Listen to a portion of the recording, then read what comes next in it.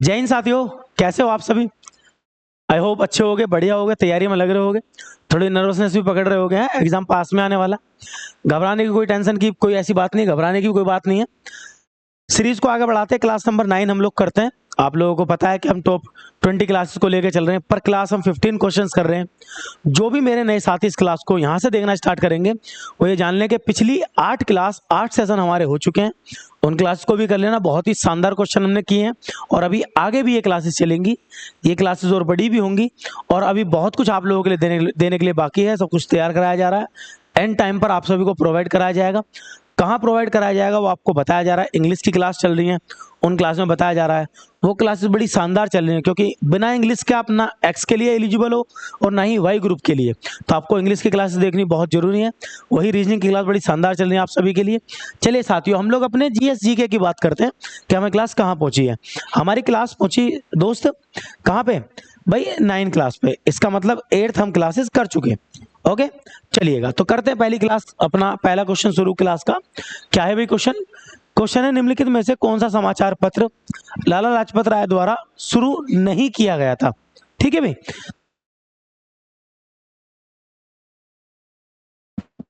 तो इसमें क्वेश्चन है भाई लाला लाजपत राय जी को लेकर के। ठीक है, याद रखना, मैं लाला लाजपत राय जी की बात करूं तो ये बड़े फेमस हैं लाल के नाम से। किसके नाम से? लाल के नाम से। क्यों फेमस है भाई? एक नाम आप सभी सुनेंगे मॉडर्न हिस्ट्री में जो बनता है लाल।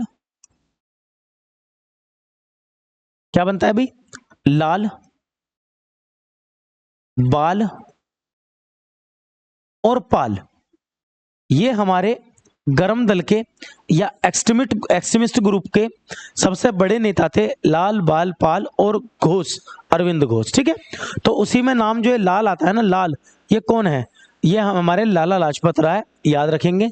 इनके द्वारा लोग भी लिखी गई है, मैं बताऊं आपको, आपका ये भी लिखी गई है आपका और नेक्स्ट आपका द पंजाबी, ये भी लिखी गई है। बस्ती है कौन सी? युवा भारती या युवा भारत। इनकी किताब नहीं है, नहीं है मत याद करो, जो बाकी 3 है लाला लाजपत राय की उन्हें याद कर लो। ठीक है, चलिए नेक्स्ट आपका, पूर्वी और पश्चिमी घाटों के संगम पर कौन सी पहाड़ियां स्थित हैं।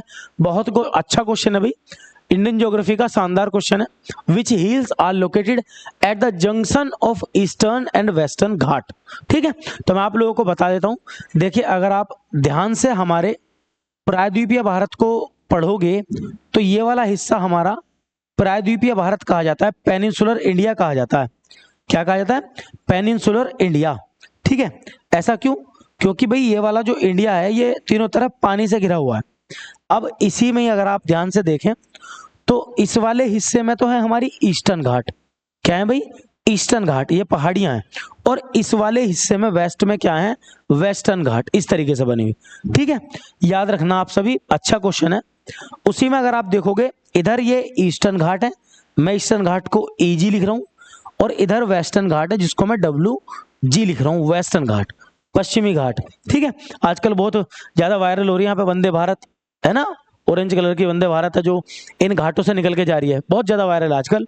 तो ये दोनों जो जंक्शन करते हैं या फिर जो मिलते हैं, यहाँ पे मिलते हैं वो तमिलनाडु में। दोस्त लिख लेना, कहाँ मिलते हैं ये मिलते हैं तमिलनाडु में। और तमिलनाडु में इन दोनों पहाड़ियों को मिलाती है कौन सी? तो वो मिलाती है नीलगिरी पहाड़ियां। कौन सी मिलाती हैं? Nilgiri mountain range. आप लोग याद रखना, नीलगिरी माउंटेन रेंज।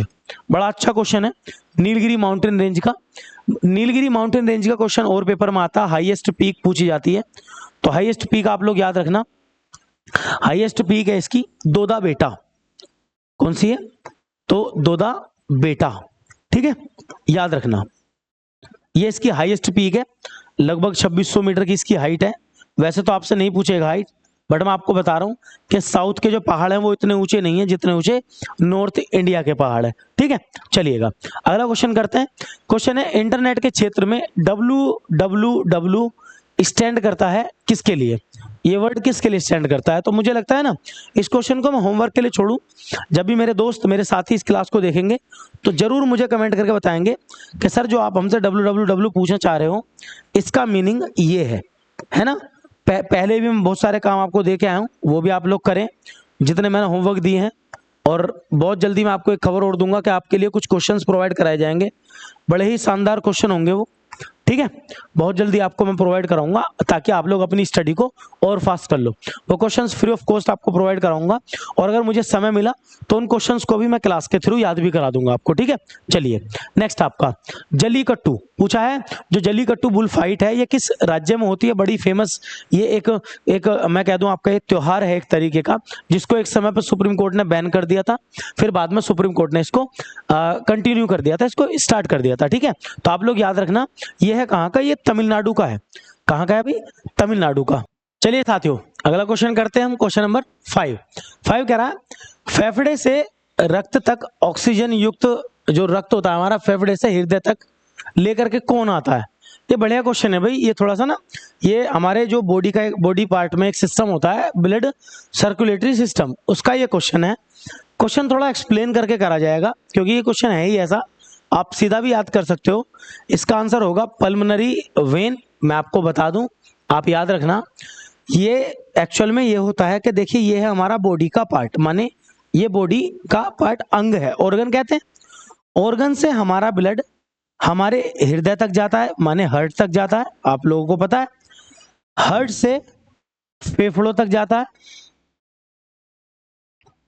अब फेफड़े उसमें ऑक्सीजन को मिला देते हैं, कार्बन डाइऑक्साइड निकाल लेते हैं, वो वापस आता है कहाँ पे? वापस आता है हार्ट के पास, और हार्ट उसको पंप करके भेज देता है बॉडी के अगेन ऑर्गन्स के पास। ये तरीका होता है। मैं आपको बता दूं दरअसल कहानी क्या है। कहानी ये है कि जब बॉडी के पार्ट या ऑर्गन से हार्ट तक ब्लड जाता है तो वो होता है हमारा अशुद्ध रक्त, उसको वेन लेकर जाती है, ठीक है। अच्छा, हार्ट से जो बॉडी के पार्ट या अंग तक जो आता है उसे लेके आती है हमारी आर्टरी। क्या लेके आती है? आर्टरी, ठीक है, याद रखना। बट यहां पे ये चीजें उल्टी हो जाती हैं। कैसे? हार्ट से फेफड़ों तक खराब खून को ले जाने का काम ये करता है कौन? पल्मोनरी आर्टरी, ठीक है। और फेफड़े से जो हार्ट तक खून आ रहा है हमारा, जो कि साफ है, जिसमें ऑक्सीजन मिली हुई है, ऑक्सीजनेटेड है, उसको लेकर के आती है हमारी पल्मोनरी वेन। कहानी यहां है थोड़ी सी बस, ठीक है। थोड़ा पेचीदा सिस्टम है, किसी दिन मौका मिलेगा तो आपको जरूर कराऊंगा। फिलहाल आप सीधा याद कर लो पल्मोनरी वेन, ठीक है। चलिएगा अगला क्वेश्चन आप सभी का, रिट जारी की जाती है। Writ are issued by, writ किसके द्वारा जारी की जाती हैं, ठीक है। तो ध्यान देना सभी। देखिए रिट क्या होती है?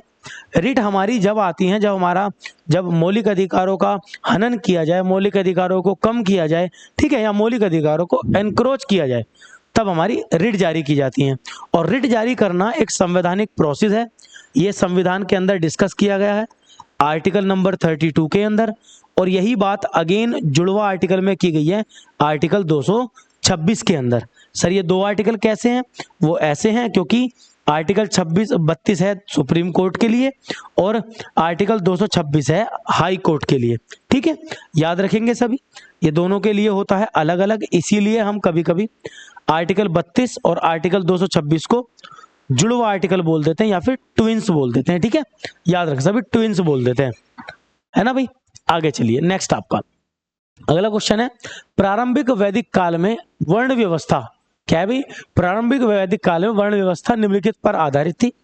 जब हम अपने इतिहास में सिंधु घाटी सभ्यता को पढ़ते हैं, उसके बाद अगला ही चैप्टर या अगला ही चरण जो आता है हमारा, वो वैदिक सभ्यता का होता है। वैदिक सभ्यता को दो हिस्सों में पढ़ा गया, ऋग्वैदिक सभ्यता और एक उत्तर वैदिक सभ्यता में। तो ऋग्वैदिक सभ्यता के समय की ये बात कर रहे हैं कि जब प्रारंभिक वैदिक सभ्यता थी तो जो वर्ण व्यवस्था थी, ब्राह्मण, क्षत्रिय, वैश्य, शूद्र, ये कैसे होते थे? तो ये डिपेंड करते थे उनके व्यवसाय पे डिपेंड करते थे, जो वो वर्क करते थे, ठीक है। याद रखना, तो वो व्यवसाय पे डिपेंड करते थे, ना कि वंशानुगति। जैसे जैसे ये चीजें मैं कह दूं लेटर वैदिक पीरियड की तरफ गई तो एक्चुअल में क्या हुआ कि ये फिर हेरिडेटिकल बन गई। ब्राह्मण का बेटा ब्राह्मण कहलाया, क्षत्रिय के बेटा क्षत्रिय कहलाया, शूद्र का बेटा शूद्र कहलाया, ठीक है। याद रखना आप लोग। अगला क्वेश्चन क्या है? Question number 7, what is the full form of CPU? ये तो आसान है भाई, कर लोगे आप लोग। सीपीयू, ठीक है, इसकी फुल फॉर्म क्या बनती है? Central processing unit. क्या बनती है भाई? Central processing unit. ये रही आपकी, याद रखेंगे सभी। इसको कंप्यूटर का ब्रेन, मस्तिष्क भी कहते हैं, आपको पता ही होगा, है ना, नॉर्मल सा क्वेश्चन है, याद रखें। अगला, भारत के किस राज्य में काली मिट्टी नहीं पाई जाती? अब काली मिट्टी की कहानी क्या है? काली मिट्टी मिलेगी आपको साउथ इंडिया की तरफ, माने मध्य भारत से नीचे की तरफ, और इन राज्यों में जो भी मध्य भारत से नीचे का है वहां पे काली मिट्टी है। जो मध्य भारत से ऊपर है, मतलब उत्तर भारत में है, वहां काली मिट्टी नहीं है। तो मैं बात करूं मध्य प्रदेश, मध्य इंडिया में आता है। आंध्र प्रदेश भी साउथ इंडिया की तरफ है, यहाँ पे भी है। महाराष्ट्र तो काली मिट्टी के लिए सबसे ज्यादा फेमस है। बसता क्या है दोस्त? पंजाब। पंजाब के अंदर काली मिट्टी नहीं है, पंजाब के अंदर मिलती है एलुवियल सोइल, जिसको हम कहते हैं जलोढ़ मिट्टी। क्या कहते हैं? जलोढ़ मिट्टी। ठीक है, चलिएगा नेक्स्ट आपका, भारत का पहला डार्क स्काई नेशनल पार्क कौन सा है? डार्क स्काई नेशनल पार्क की मैं बात करूं तो ये बनाया गया लद्दाख के अंदर, क्योंकि वहां पर अभी तक एनवायरनमेंट साफ है, इतना धुआं धूल नहीं है, जिससे आसमान को इजी तरीके से पढ़ा भी जा सके। और वहां पर आपका जो आसमान को लेकर के हमारी रिसर्च है वो की जाए, उसमें बनाया गया था। करंट का क्वेश्चन था डार्क स्काई नेशनल पार्क को लेकर के। हेमिस, तो क्या भी नेशनल पार्क का नाम? उसका नाम है हेमिस, याद रखेंगे सभी। ठीक है, ये लद्दाख के अंदर है। जिम कार्बेट कहाँ पे है आप लोग बताना, ये उत्तराखंड के अंदर है, लिख लो। ठीक है, पेंच कहाँ पे है? ये मध्य प्रदेश में। बहुत क्वेश्चन आते हैं भाई मध्य इसके, ये मध्य प्रदेश में है। और ये गियर्स नहीं है, क्या है? गिर है। क्या ये? गिर। और गिर जो है वो कहाँ पे है? वो है गुजरात में। मैंने कराया है, ये पिछले क्वेश्चनों में हम करके जा चुके हैं, आप लोग याद रखना। गुजरात को कराया होगा मैंने, एशियाटिक लोयंस के लिए कराया था, गुजरात मुझे याद आ रहा है। ठीक है, चलिएगा अगला क्वेश्चन करते हैं। क्वेश्चन है, एलपीजी एक हाइड्रोकार्बन है, याद रखो। एलपीजी की फुल फॉर्म पेपर में आती है लिक्विड पेट्रोलियम गैस। क्या है? Liquid petroleum gas. ये किस किस का मिश्रण होता है? क्वेश्चन है बढ़िया, तो याद रखेंगे सभी। ये है प्रोपेन और ब्यूटेन का मिक्सचर। एलपीजी क्या है? जो घरों के सिलेंडर में भरी जाती है ना, जो घरों में होती है, जो हम रसोई में यूज करते हैं, कुकिंग में यूज होती है ना, वही है ये। प्रोपेन और ब्यूटेन का मिक्सचर होती है, जिसको हम यूज करते हैं। ठीक है, चलिएगा अगला क्वेश्चन आपका, कौन सी भूआकृति प्रायद्वीप या पठार की उत्तर पश्चिमी सीमा बनाती है? देखो इसको थोड़ा समझ लो, मतलब ऐसा होता है ना, कुछ क्वेश्चंस ना हमें उनकी लैंग्वेज ही टफ लगती है, बाकी होते बहुत आसान है। ये कह रहा है, which land forms north west boundary of peninsular plateau. अब पेनिनसुलर प्लेटू की मैं बात करूं, क्या होता है? तो भाई फिर अगेन बनाऊंगा मैं गुजरात, ये हमारा गुजरात है। गुजरात से नीचे आओगे तो ये मैंने भारत का नीचे वाला हिस्सा पूरा ऐसे बना दिया, कोई दिक्कत नहीं है, आप भी बना लोगे। ये बांग्लादेश है, ये वेस्ट बंगाल है। अब मैं अगर इसकी डायरेक्शन बांटूं आप लोगों के लिए तो ध्यान से देखना, मैं ऐसे प्लस बनाऊंगा इसमें ऐसे, और प्लस बनाते ही सीधे हाथ पे मैं हमेशा ईस्ट लिखूंगा, उसके अपोजिट में वेस्ट लिखूंगा, ऊपर वाले को मैं नॉर्थ और नीचे वाले को साउथ।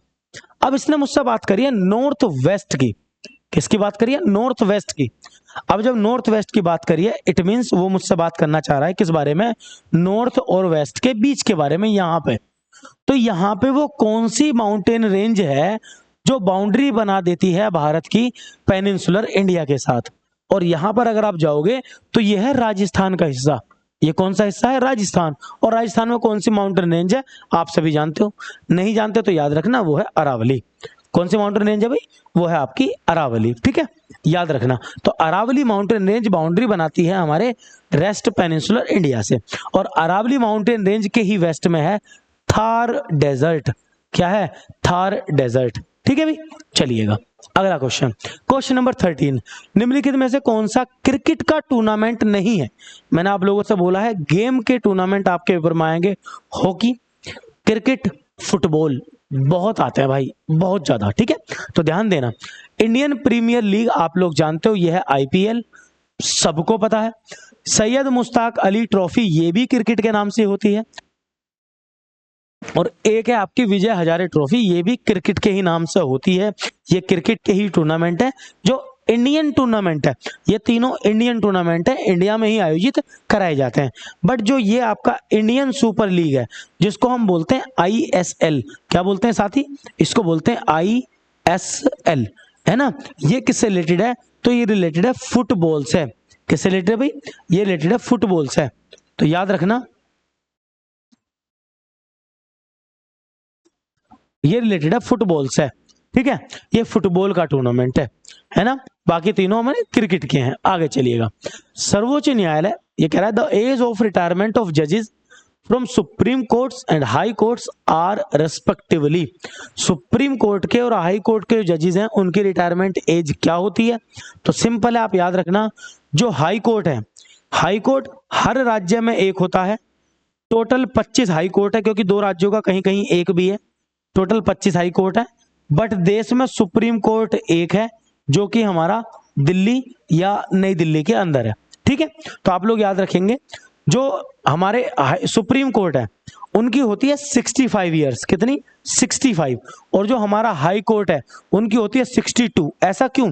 बची हुई 3 साल के लिए जो भी हाई कोर्ट से जज रिटायर होते हैं उन्हें सेवा देने के लिए भेजा जाता है सुप्रीम कोर्ट में। अगर सुप्रीम कोर्ट की भी और दोनों की हाई कोर्ट की दोनों की 62 या 65 कर दी जाए तो हाई कोर्ट से जो जज रिटायर हुए हैं वो सुप्रीम कोर्ट में सेवा नहीं दे पाएंगे, इसलिए उन्हें 3 साल पहले रिटायर करते हैं ताकि वो सुप्रीम कोर्ट के जज भी बन सकें। ठीक है, चलिए अगला क्वेश्चन करते हैं हम। यूनिक्स ऑपरेटिंग सिस्टम को आमतौर पर इस नाम से भी जाना जाता है, आपको याद रख लो, ये कंप्यूटर का ऑपरेटिंग सिस्टम है। पूछे जाते हैं क्वेश्चन ऑपरेटिंग सिस्टम के भी, इसका नाम कई बार और अदर एग्जाम्स में भी आया हुआ है। कंप्यूटर जहां जहां पूछा गया, दिल्ली पुलिस में खुद इसका क्वेश्चन भी है, एयरफोर्स में हम याद कर लेते हैं। तो इसका जो नाम बनता है वो बनता है मल्टी यूजर ऑपरेटिंग सिस्टम। क्या बनता है भाई? Multi user operating system. ठीक है, याद रखेंगे सभी। और इस प्रकार से हमारे जो आपका 9th सेशन है वो भी कंप्लीट हुआ। धीरे धीरे हम अपने टारगेट की तरफ बढ़ रहे हैं, साथ ही साथ और भी अच्छी अच्छी घोषणाएं आपके लिए कर रहे हैं। मिलता हूं आप लोगों से क्लास नंबर 10th के साथ। तब तक के लिए जय हिंद, अपना ख्याल रखिए, अच्छे से पढ़ाई कीजिए, अपना ध्यान रखिए। जय हिंद साथियों।